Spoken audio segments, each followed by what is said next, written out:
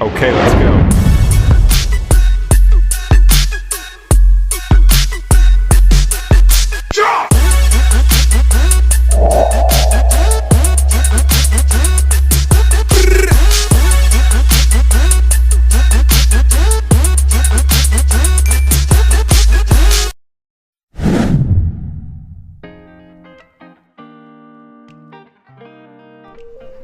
Well, hello everyone. It's your boy T. Martell, Timothy McKinney. I'm here with a friend of mine named Amy Neal, and this is Give Me Jesus TV.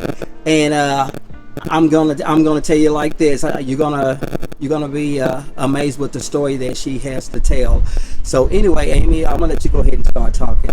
Okay, my name is Amy, and I'm 44. I guess where to start is I'm 2 years into my sobriety. After 5 years of homelessness, I basically lived on the streets for at least 3 of those. Stayed here and there in places that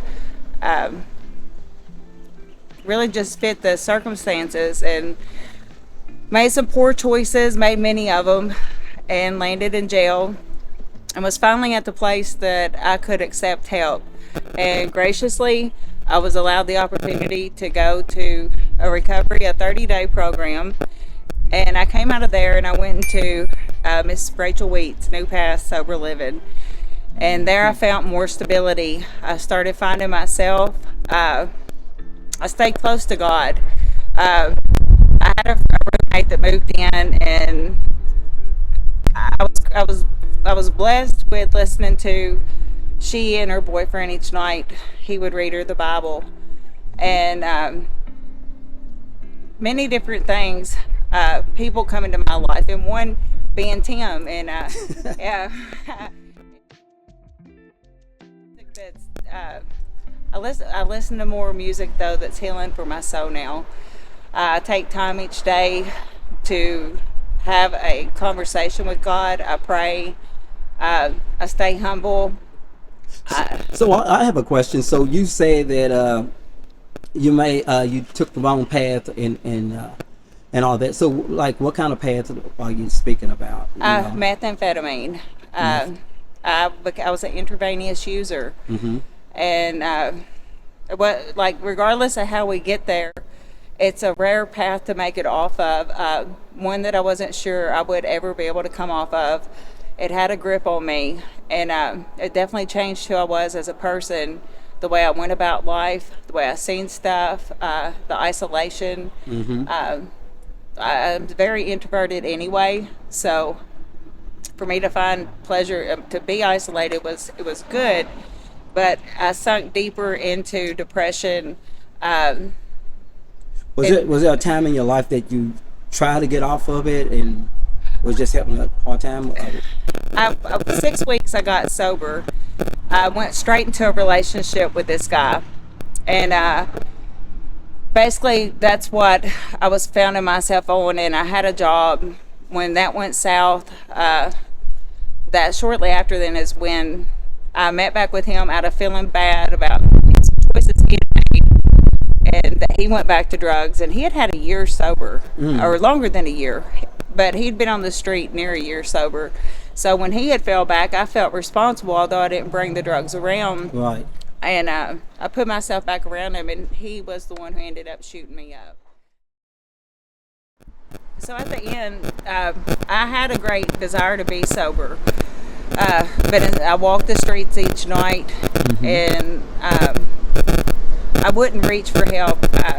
That's when I had ended up taking a car. And so you say you took a car. What do you mean? I stole a car. You stole the car? I stole the car. So you just really on the wrong path. Completely on the wrong path. Man. Completely. Yeah. If it wasn't tied down and I was around, I'm liable to have picked it up. But there was a time in your life when everything was pretty good, right? It was. It was I had one grandchild whenever I started off in my addiction, 3 children, was married, but also with that, I found myself, even through the years of things being good, there was always a part of me that was missing, and a part of me that I didn't feel like I was worthy enough, like I was good enough, and I would try to feel that through relationships. So I'm still, I've talked to people, but I stay to myself because I believe by always trying to fill that void with people and not seeking God and not waiting through stuff, that it hurt me more. And I think it had as much to do with my addiction leading to it. Mainly I worked with 3-year-olds a lot, and at Anchor Christian and at First Baptist. I was once trusted enough that I had keys to the police station. I did the cleaning there, was becoming a supervisor over that. I had keys to Parks and Rec. I had keys to the food stamp office, to medical buildings. And I did not violate that trust. That wasn't something that took place during that time, but for my life to take the path that it did, for me to, I learned that even the people who love us the most, they can't do certain stuff for us. Right. That you can choose to feel alone, or you can choose to appreciate your time alone and to grow with God, because we're never truly alone. It's when we get in our heads and we tell ourselves stuff, like we stop appreciating what's going on. So I've went through many times in my life that I've been very trusted, and even amidst my addiction, I was one of the more trusted ones that was around. When I look back, I see that even more. So it's a long path to build. I work now. I work a full-time job. I go to college full-time, online. I'm doing well with both of them. I don't know what path is next. I'm always open to doors of growth. Kids, grandkids. I see my I have 8 now. I have 8 grandkids. Okay. Yes. And you got to, and now they're back. You get to be around them and all that. I do. I remember we talked about that. Yep. Yeah. And I share God with them. Even if it's simple ways of learning our bedtime prayers. There's many areas I want to improve, and one's self-control, and teaching them certain things, how God would have us to act. Not necessarily self-esteem. I believe that I've learned even through my college class that we grow best through self-control. Yes. And so I'm working at ways that I can do that with them, and that's good. I mean, you're doing great. I'm telling you.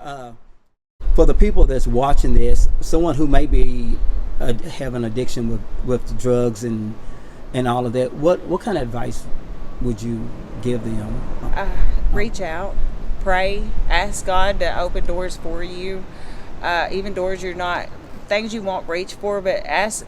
He's real. God's real, and how to help get you out of the situations that you are. And when the help comes, take it, and don't beat yourself up. Don't feel like you're the only one. I found so many of our stories are so much the same that I would have almost thought that they followed me around and cloned my life. So just embrace the help, love one another, love yourself, and go about being good to people, to help people, and take care of yourself. Take care of yourself.